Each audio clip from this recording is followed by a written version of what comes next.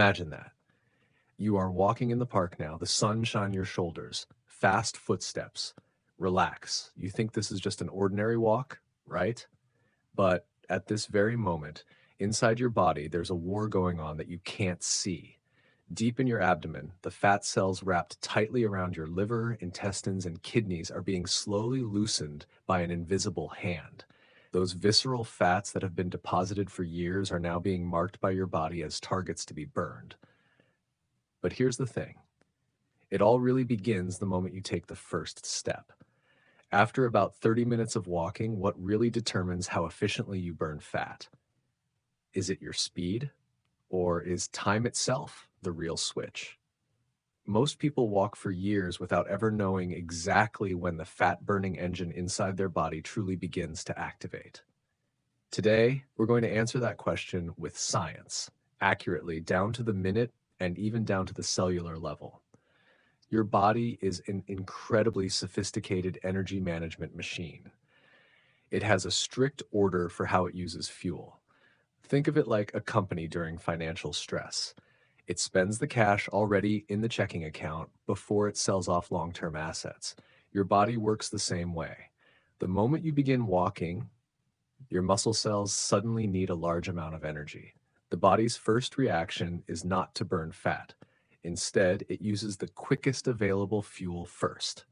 That fuel is glycogen, the stored form of glucose found in your muscles and liver. Glycogen is made of long chains of glucose molecules linked together like neatly arranged strings of energy beads.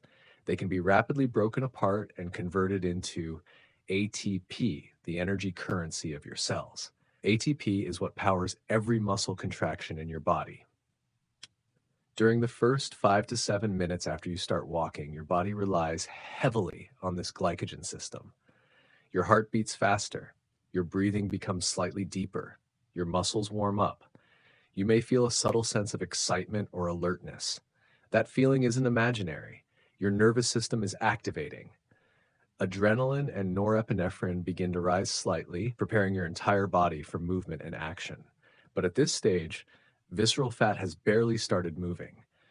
It's still like a sleeping giant that hasn't truly awakened yet. Then a critical moment arrives. Around the 7th to 10th minute of continuous walking, an important signaling molecule in your body begins to change. That molecule is insulin. You can think of insulin as the lock that keeps fat trapped inside fat cells. When insulin levels are high, the lock stays shut, preventing fatty acids from escaping. But when insulin levels begin to drop, the lock slowly loosens. As you continue walking and your muscles consume glucose from the bloodstream, blood sugar levels fall slightly. Insulin production decreases. You can't feel this change happening, but to your body, it is an extremely important signal. At the same time, another hormone begins to rise, glucagon.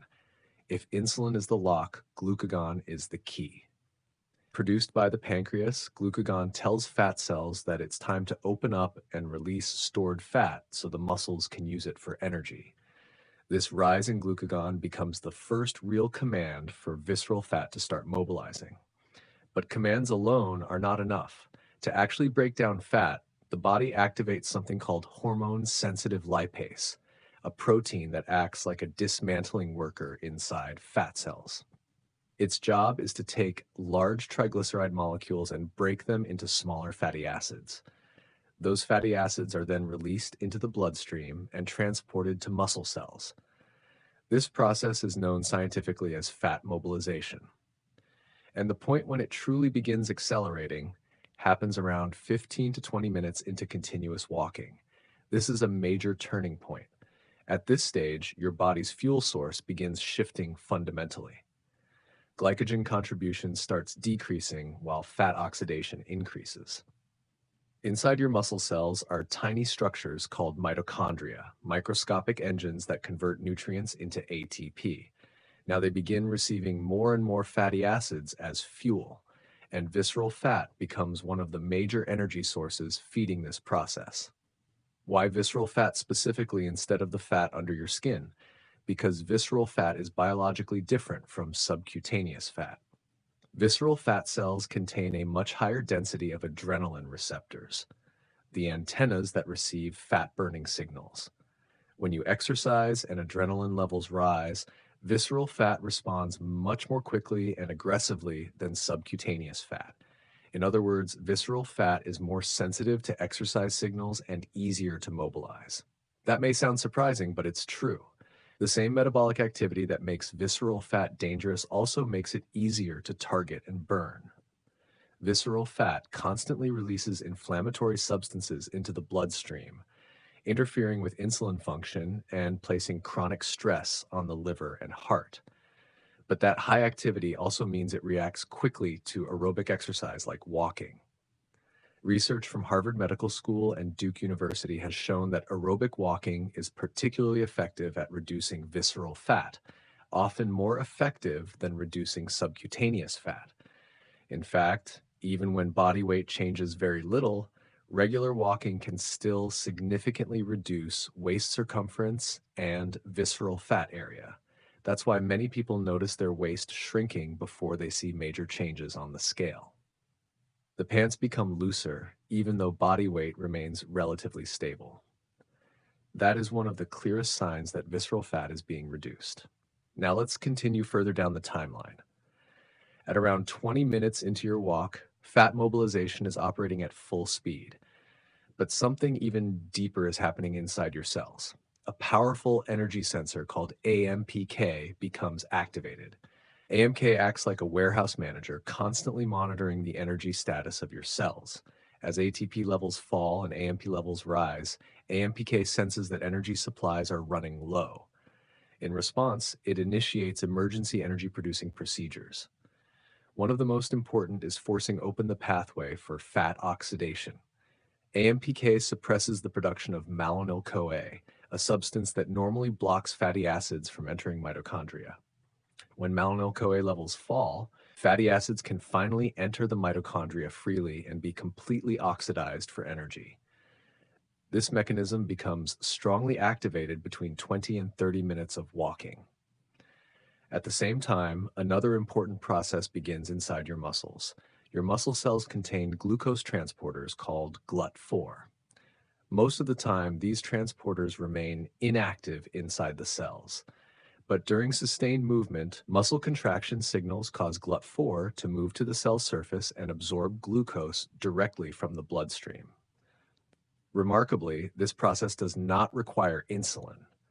For people with insulin resistance or prediabetes, this is extremely important. Walking itself becomes a natural blood sugar regulator. Studies from Stanford University and the NIH have shown that even 15 to 20 minutes of light walking after meals can significantly reduce blood sugar spikes and improve insulin sensitivity. And improved insulin sensitivity further supports long-term visceral fat reduction. Now we arrive at one of the most common questions. How fast should you walk to burn visceral fat most effectively? Many people believe faster is always better. Higher heart rate, more sweating, more intense movement. But science says the answer is more complicated. There is actually an optimal heart rate zone for fat burning, around 55 to 75% of maximum heart rate. Within this aerobic range, oxygen supply remains sufficient, allowing fatty acids to be fully oxidized inside mitochondria. But when intensity becomes too high and heart rate exceeds roughly 85% of maximum, the body shifts toward anaerobic metabolism. In that state, carbohydrates become the primary fuel source and the proportion of fat being burned actually decreases. So for specifically targeting visceral fat, moderate intensity is ideal. You should be able to speak in full sentences while walking, but singing comfortably should feel difficult. That's the right pace. Another common myth involves fasted walking. Many people believe walking on an empty stomach burns dramatically more fat because insulin levels are lower. There is some biological truth to this, but it's often exaggerated.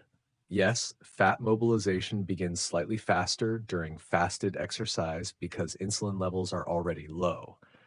But glycogen stores are also lower, making fatigue more likely during longer or harder exercise sessions.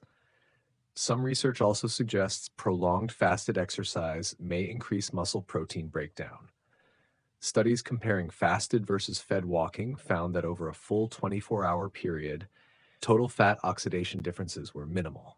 What matters far more is consistency. How often you walk and how regularly you maintain the habit matter much more than whether you walk before breakfast. Another misconception is that walking only works if done in one long session. Research from the American College of Sports Medicine shows that breaking walking into several shorter sessions of 10 to 15 minutes throughout the day can produce similar benefits to one continuous 30-minute walk. This is excellent news for people with busy schedules, but one thing must be made very clear. Burning visceral fat is a cumulative process. You cannot expect dramatic results after walking only a few times. Meaningful reductions in fat usually require at least 4 to 8 weeks of consistent exercise combined with a reasonable diet. If you walk for 1 week and decide it doesn't work, you simply haven't given your body enough time to remodel its metabolism. Now let's go even deeper. What happens after walking for more than 45 minutes? At this stage, glycogen stores become significantly depleted and the body relies even more heavily on fat for energy. Fat oxidation continues increasing, but another hormone also begins rising: cortisol. Cortisol is a stress hormone produced by the adrenal glands. In moderate amounts, it helps mobilize energy for activity.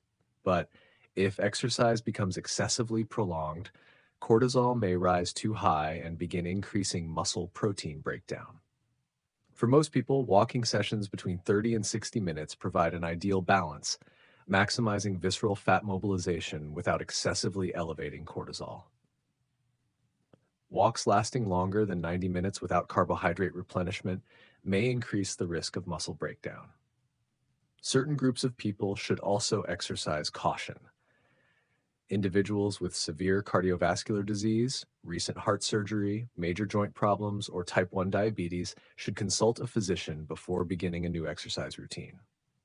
For most healthy adults, however, walking remains one of the safest, simplest, and most effective forms of exercise available.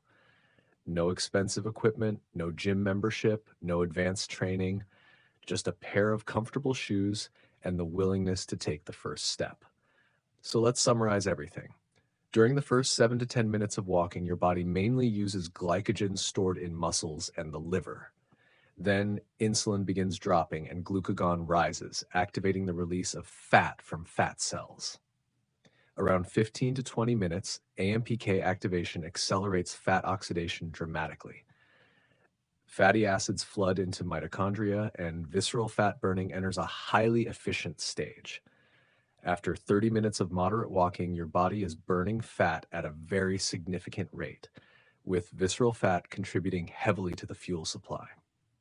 So if you want a precise answer, visceral fat burning truly becomes highly efficient after roughly 15 to 20 minutes of continuous walking. But the bigger truth is this: the real power does not come from a single walk. It comes from long-term consistency. After weeks of regular walking, your body undergoes profound metabolic adaptations. Mitochondrial density increases, fat burning capacity improves, insulin sensitivity becomes better, visceral fat cells shrink, chronic inflammation decreases.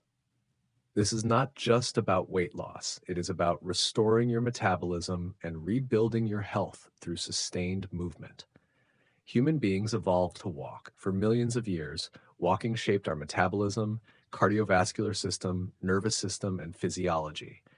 The moment you begin walking, you are activating ancient biological systems that modern sedentary lifestyles have suppressed. You are telling your body, we are still alive, we are still moving. And this is the deepest value of walking, not simply burning calories, but continuously rebuilding the body itself.